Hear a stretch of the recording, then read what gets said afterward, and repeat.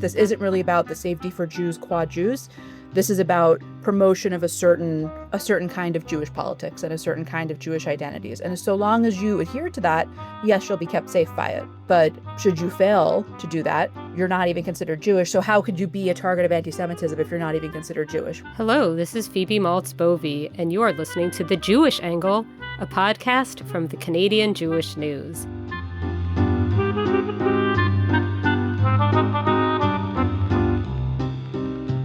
So the United States, not the country I'm sitting in right now, but a country with which I have dual citizenship, has historically been unusually resistant to, I would say, left-wing anti-Semitism, but arguably anti-Semitism generally. This is for a number of reasons, some that speak well of America, others that are more the happenstance result of America preferring to pick on other marginalized minorities over picking on Jews.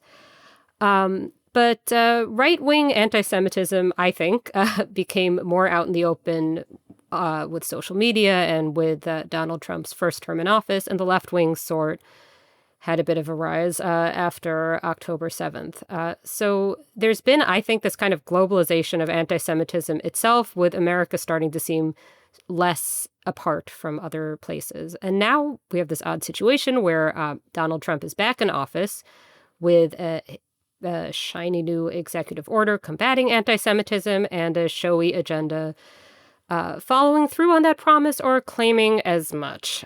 His administration is arresting immigrants and people on student visas, people in the country legally, for participating in the student encampment protests, or in one case, co-authoring a student op-ed critical of Israel. He's also, the Trump administration is also defunding a bunch of higher education, starting with elite Ivy League universities like Columbia and Harvard. And I'm watching all of this from Canada, where the fight against anti-Semitism continues in this weird kind of parallel sense, as if the thing in America isn't happening. It's all very confusing and complicated. And in Canada, it feels as if this communal concern is more about inaction than harsh crackdowns. But of course, I have in the back of my head, but there's also the other way, and that's not so great either. So here to help us sort out this not at all messy issue is Emily Tamkin. She's a Washington, D.C. based journalist for numerous publications, including The Washington Post, Slate, The New Republic, and The Forward. And she has a newsletter with a delightful name, E.T. Right Home. And that she can repeat again at the end, but it is, I will say now, emilyctamkin.substack.com. She is also the author of The Influence of Soros, Politics, Power, and the Struggle for an Open Society, as well as, more recently, Bad Jews, A History of American Jewish Politics and Identities. So I reviewed the excellent book Bad Jews for the CJN in 2022 and have been following Emily's work ever since. So, Emily, welcome to The Jewish Angle. Thank you so much for having me, and Mazel Tov on your new podcast. Thank you so much. Thank you so much. So please first just tell us a bit about yourself, your connections to Canada, which I know you have, and how you came to be one of the most thoughtful and prolific writers on this beat. Oh, thank you. That's a very, very kind introduction. Yes, I lived in Canada, in Toronto, for 7 years as a child. The split pea soup at United Bakers is my favorite soup in all the land. My siblings were both born there.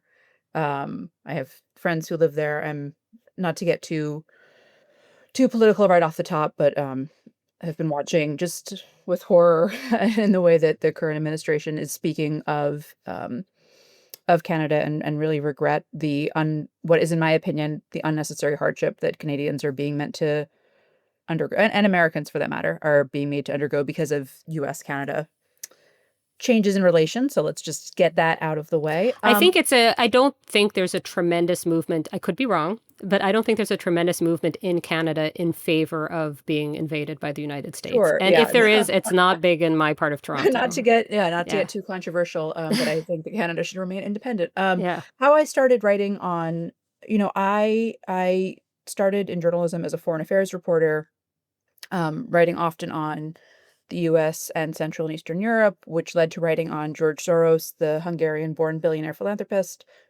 the Jewish Hungarian-born billionaire philanthropist. Really? And Wait. Soros is Jewish? Sorry. yeah. A joke. A joke. Yes, yes, yes. Continue. Right. Continue.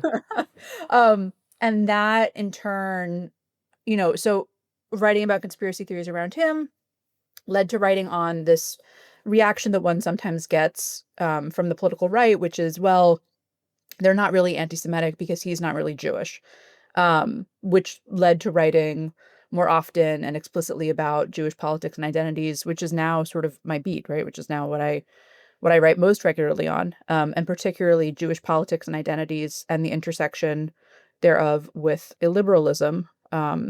Unfortunately, there is no shortage of opportunity to write on these subjects today. Right. I was just thinking, this isn't even in my notes, but about the whole Trump calling Chuck Schumer not actually Jewish, right? That Hmm. was something that Well, would, I this is, and I suppose, mean, fit. yeah, I mean, I'm sure we'll get. I actually am glad you brought this up at the top because I think it's worth saying explicitly that we speak often of policies that are being pursued by the current administration and its Jewish supporters, in the name of fighting anti-Semitism and in the name of Jewish safety. And I think we should be quite explicit about the fact that they don't mean Jewish safety for all Jews, right?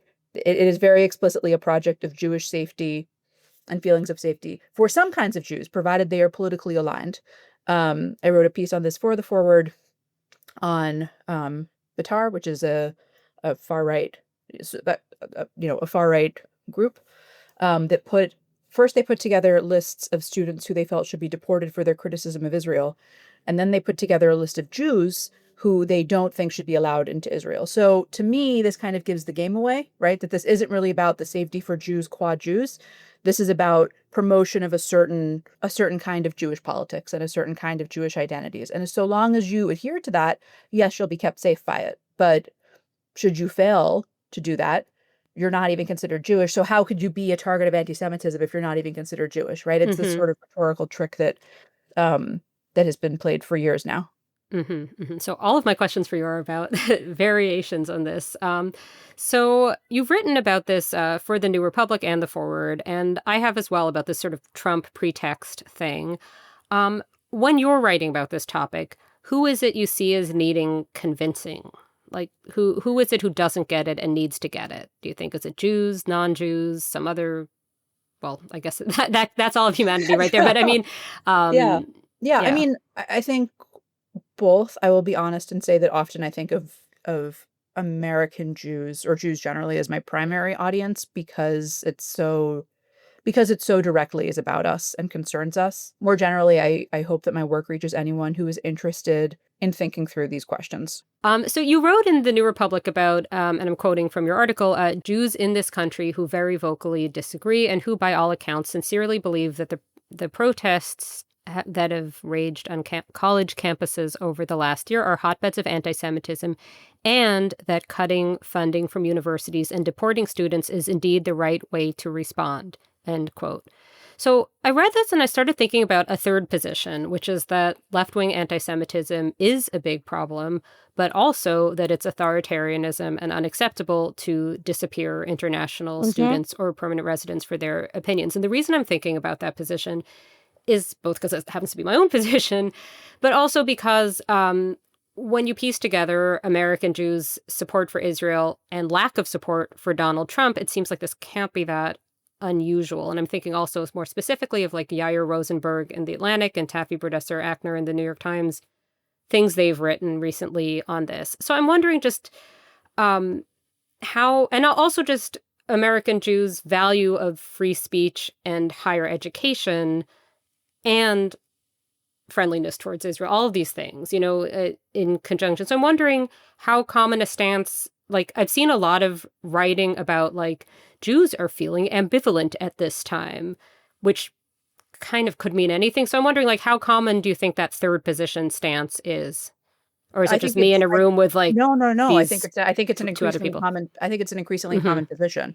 I think that look. I think that many American Jews were horrified and scared by October 7th itself. Were really disappointed by what they viewed as the silence or just n- or either silence or hostility from those they had traditionally viewed as their progressive allies um, thereafter, who were very uncomfortable with a lot of what they heard at the protests, maybe who thought that the protests themselves were motivated only by anti-Semitism or primarily by anti-Semitism.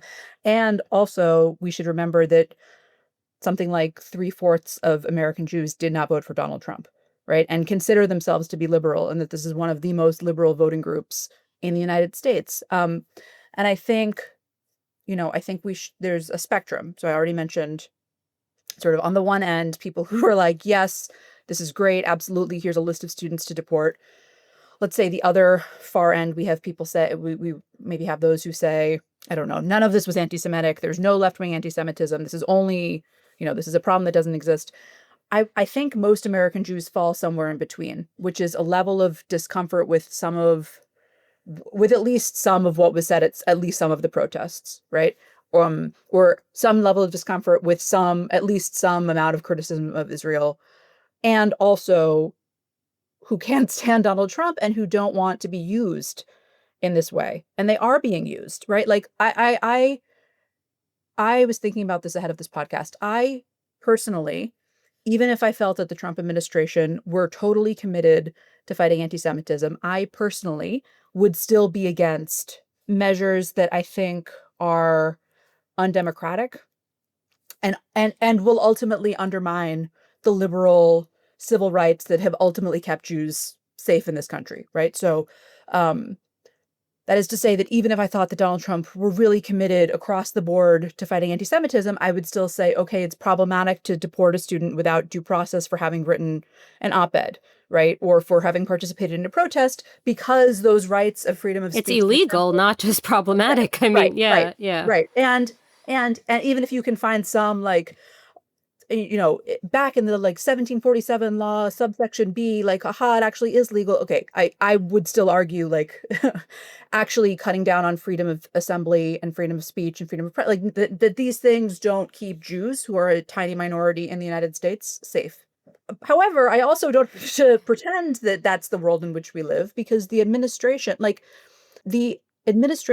anti-Semitism czar, the guy who is in charge, ostensibly, of fighting anti-Semitism, retweeted a white supremacist who said that Trump could take Chuck Schumer's Jew card away.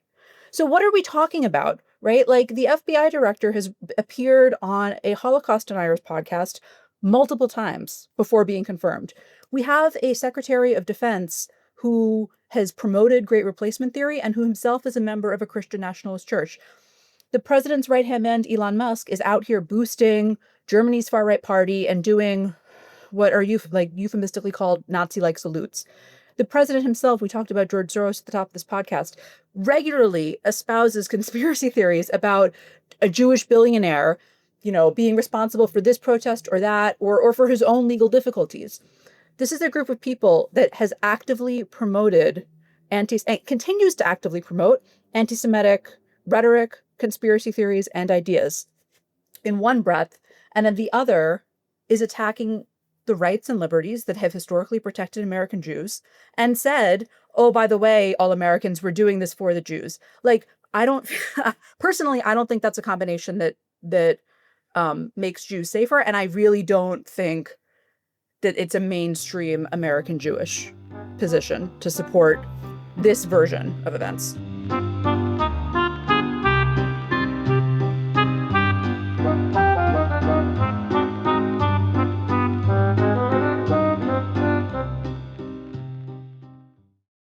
My theories about Trump always come down to he is a simple man. But I had this prediction. Well, it wasn't even a prediction. I said that in a column at the CJN, I said that I thought Trump wanted to take Canada because he'd seen a map and thought it would look pretty. And then he the next day posted, or a couple days later posted that. And I was like, oh my goodness. Okay, so he is really a simple man. So my thinking is that he knows that Jews didn't vote for him, and he's really into loyalty. Mm-hmm. And he's into rewarding the people who support him and harming the ones who didn't. And this is revenge. And the reason, there are just data points that maybe I'm a conspiracy theorist, so, but not about Soros. But I'm thinking like this kind of, I thought about this when there was that leak to Atlantic editor Jeffrey Yes. Goldberg, and he was like blamed for having been leaked too.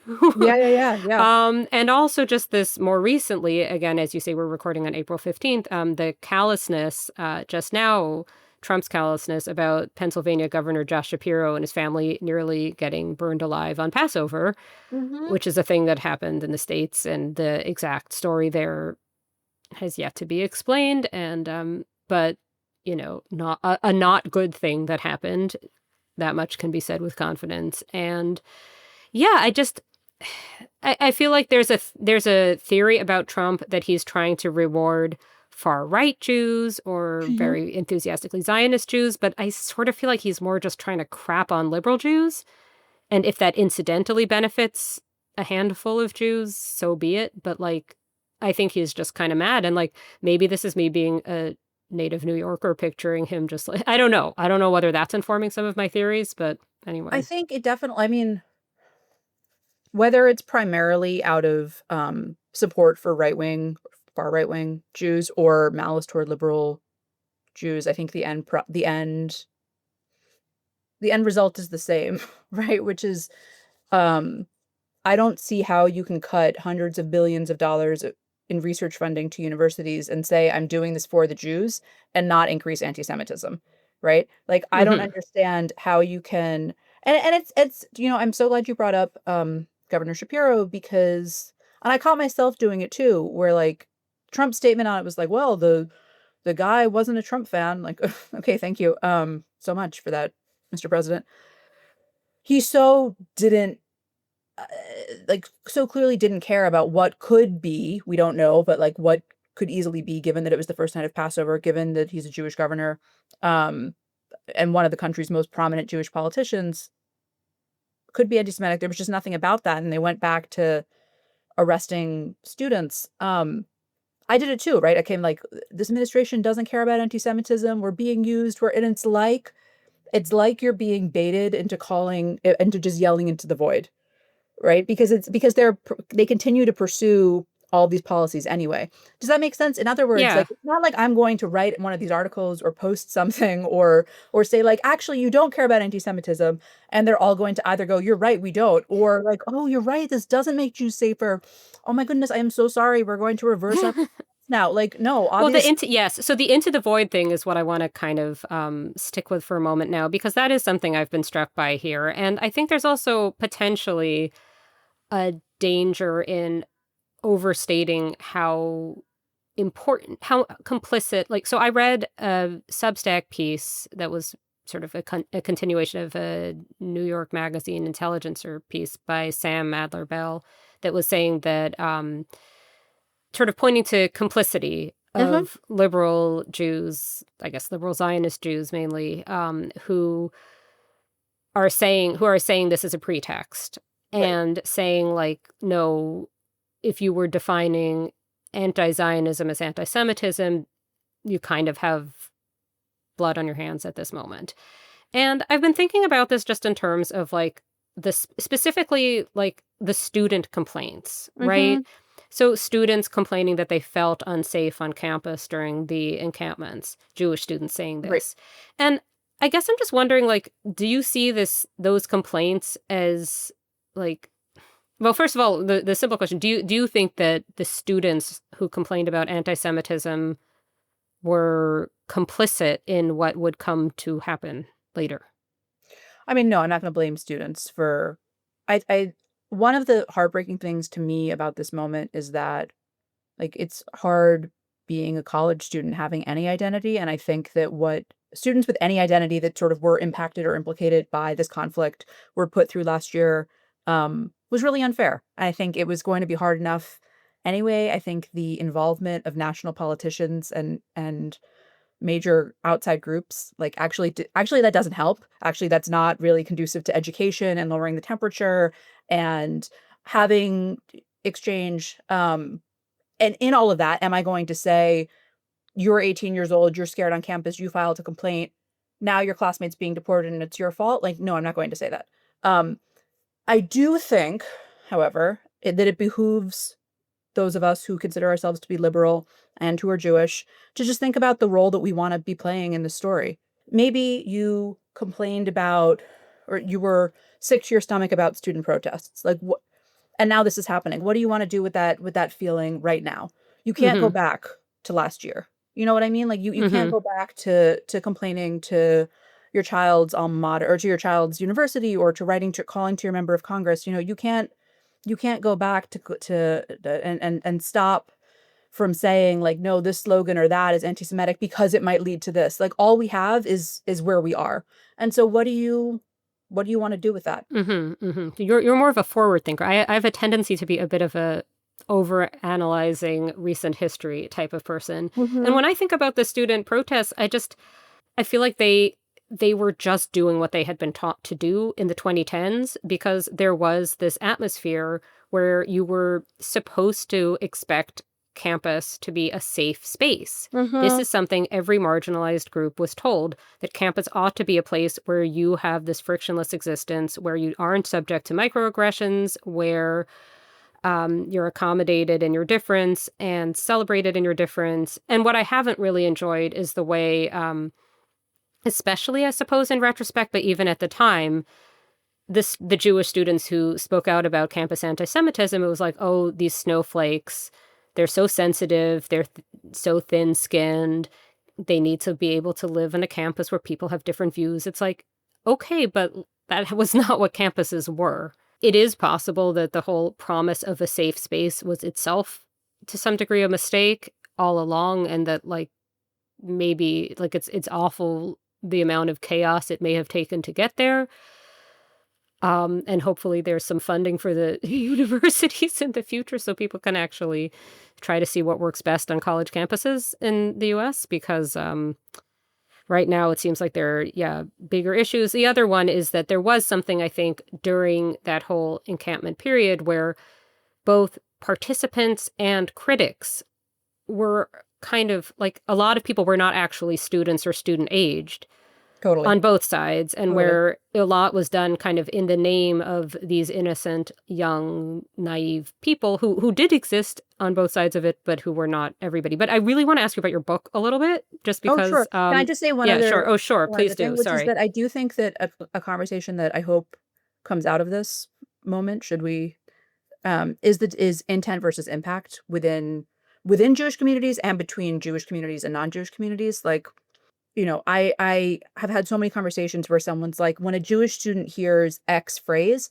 they feel unsafe, you know, and that's totally valid that the Jewish student hears that. But AJC, American Jewish Committee polling shows that 2/3 of American Jews hear the phrase from the river to the sea and think that's an anti-Semitic phrase, and that 2/3 of non-Jewish Americans hear the exact opposite, right? To me, one, there's 1/3 versus the 2/3, right? Like, how do those people talk to each other about what they mean by this phrase and is this phrase anti-Semitic? And then there's the, okay, well, if American Jews are going to continue to talk to other communities, which we are, particularly in progressive, multiracial, et cetera, spaces, which we are going to need to continue to do, like, how do you have that conversation given that this is the reality that we're starting with?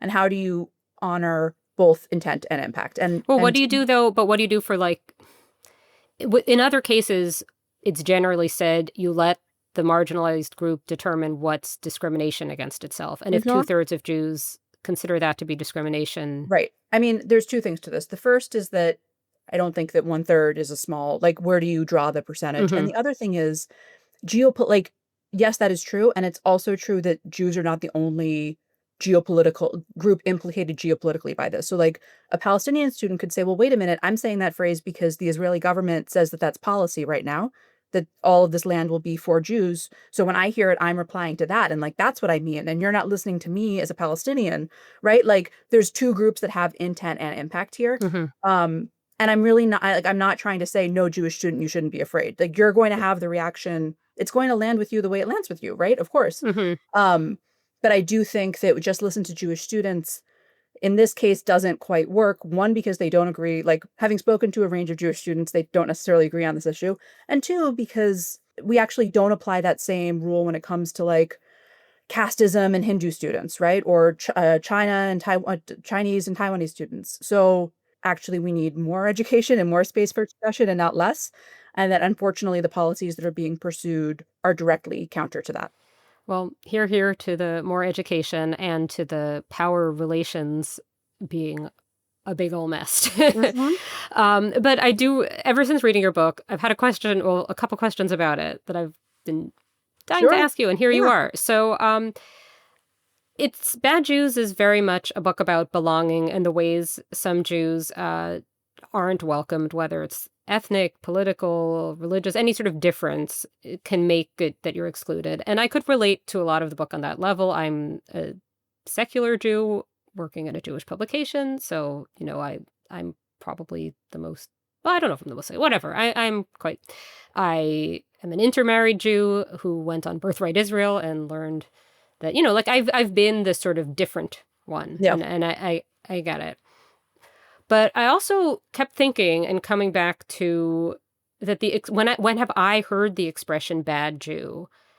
And I feel like the only time I've ever heard somebody say bad Jew, like in actual speech, would be somebody Jewish trying to reassure non-Jews they're talking to that they're not actually that Jewish. So Mhm. like, oh, I'm a bad Jew, give me that ham sandwich. But also potentially I'm a bad Jew, don't worry, I'm not like super rah-rah Israel, I'm not super religious or whatever it is, that it's somehow like that if within the Jewish community, it has a certain context Mhm. where it's about this exclusion, but that there's also, if you zoom out, there's the general community Mhm. in which being included as a Jew is often a negative, Mhm. right? Because of antisemitism.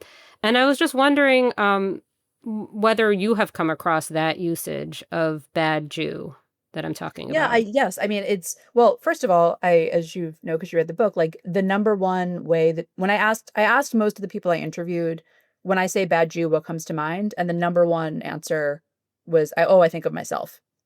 So yes, like you most often hears it self-inflicted.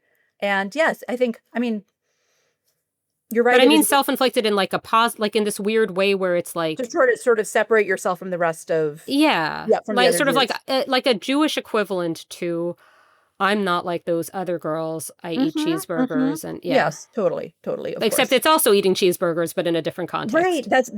that's exactly right. I think that this is a book my book is about how well, it's one of the things that it's about is how do you render yourself legible to the broader as a minority in a country where you're a minority, how do you render yourself legible both to the broader community and to your own community?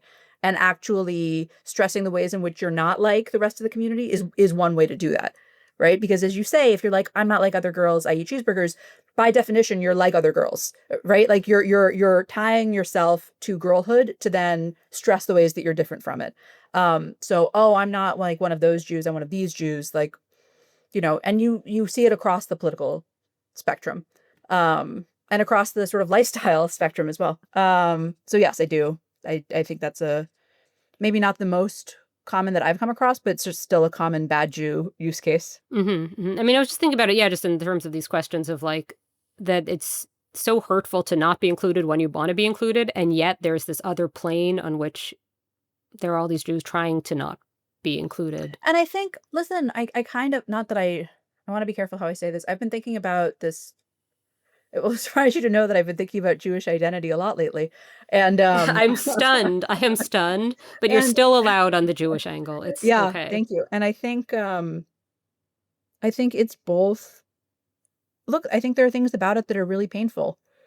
Like it's I think we're in a moment where it's painful in some ways to have this identity and to carry this and to think through what it means and in what ways am I implicated? In what ways am I complicit? In what ways am I not? In what ways am I like, I'm being yelled at by Jews over here, and these Jews won't talk to me, and the outsiders think, or people who aren't Jewish think that I'm like this. Like, how do there's pain in that. And so in some ways, not that I want to be clear, I can't relate to it, but in some ways, I kind of understand the impulse that some have to say, like, I'm just going to say, like, I'm not, what kind of Jew am I? Not that kind, right? How am I going to deal with this pain? I'm not going to feel it. I'm just going to, and I sort of think that that's one of the risks that, um, we're facing right now, right? Especially for younger people, is that that's how they decide to manage this moment. I hope that that's not true for most. So what's next for you? Yeah, I'm writing my new book is on Holocaust remembrance. Or sorry, it's on Holocaust consciousness and how remembrance manifests in pop culture, politics, and foreign policy, which unfortunately is a highly relevant topic today. Oh my goodness. Right. It's about the ways in which we remember and what we're trying to achieve um, through that memory. So that will be out after I finish it, which I have not yet. And otherwise, I'm just continuing to, to write and work um, on Jewish identities and politics. And, the other side of the pain that I just described is this is cloying, and you can cut it if you want, but the other side of the pain is just like tremendous love for this thing, right? And forgetting to be Jewish and forgetting to be in conversation with, not forgetting, for space getting to be Jewish and for getting to be in conversation with other Jews and and to have the privilege of thinking through and fighting through all of this. So. Oh, I think that's lovely. And you'll have to come back on to talk about your book when that is out, because I can't wait to read it. And also, where can you be found? So, Sure. what are your stuff? Yes, What are your stuff? I'm very articulate today. I'm on any social media platform that I am on. I'm on as Emily C. Tamkin. So I don't really tweet much anymore because it doesn't work for for journalists who are trying to promote their work. But Twitter, Blue Sky, and as you said, Substack, I'm Emily C. Tamkin in all of those places. And you can find my writing. I'm a contributing columnist at The Forward. I write, as you said, for New Republic, Washington Post, Slate, Aretz. And if you are interested in this conversation, you will find something to like or not in my work. Highly recommend. I don't always agree, but I always highly recommend. That's what you want from good opinion writing. Thank you so much. Thank you for having me on. Thank you for listening to The Jewish Angle, a podcast from the Canadian Jewish News. This has been Phoebe Maltz Bovy, opinion editor of the CJN and a contributing editor of Scribe Quarterly, the CJN's print magazine. The show is produced and edited by Michael Freeman. Mark Weisblatt is the editorial director of the CJN. Our music is by Frank Freeman. If you've enjoyed this episode, please subscribe to The Jewish Angle wherever you get your podcasts. Thanks for listening.